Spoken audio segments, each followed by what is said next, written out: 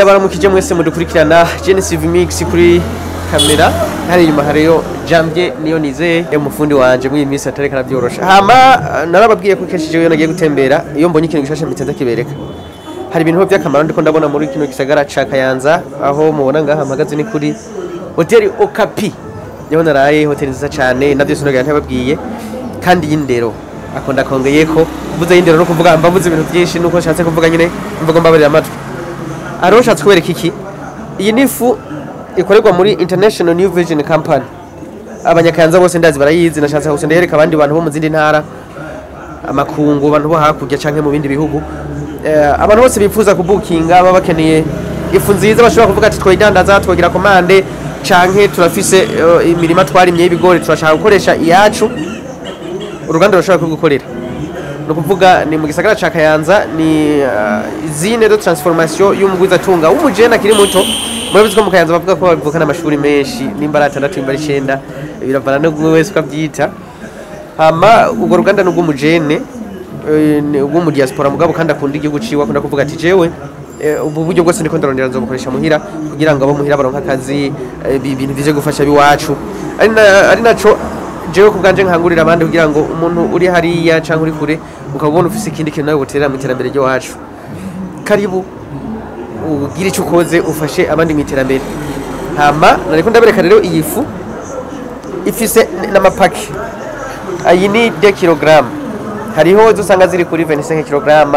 hari bivana we nuko ushaka kuba gutekerera hama murabona ko iba itekeye rero kwa kugira ngo tubereke ibyiza kubera ko kenshi kibi kibaye kirihuta kunyaruka ariko ugasanga abantu bavuga ibyiza ni bake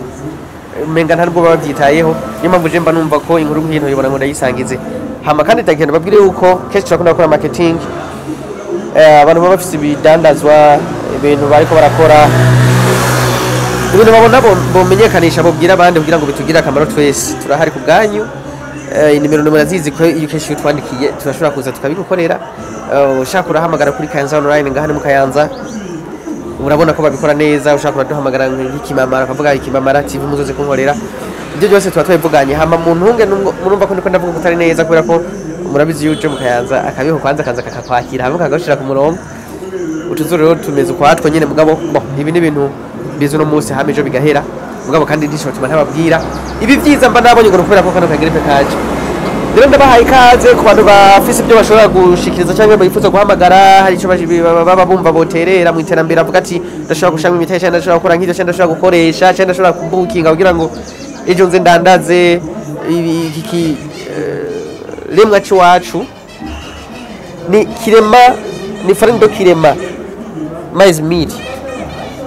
kirema mais mili ngo rurimi ndibaza benshi mu mugumva mugabo ni farine do kirema ni farine yo ku kirema numwe mu misozi yo mu Kayanza murabizi ko twebwe turakunda kwita ibintu byacu imisozi yacu Kayanza online ni mu Kayanza abantu benshi bakoma bibaza ko nkeka ico tuzohindura izina kubera ko nazi ko ziraguka oya murabizi ko hariho za musumba n'umusozi w'ikabarore kure hariya mu misozi mugabo kandi kibuza kuzina riba rimeze neza rero iyi ni kirema n'umusozi wo ku kirema nawe jo uzukitwa kwanza na Gatwaro ni stade Gatwaro n'utuntu twinshi mu Kayanza murabizi ko haba hari utuntu tudasanzwe tutameze nk'utwa mwahora mubona rero byari ivyo murakoze cyane kudukurikirana kandi twizere ko feedback iza kuba nziza merci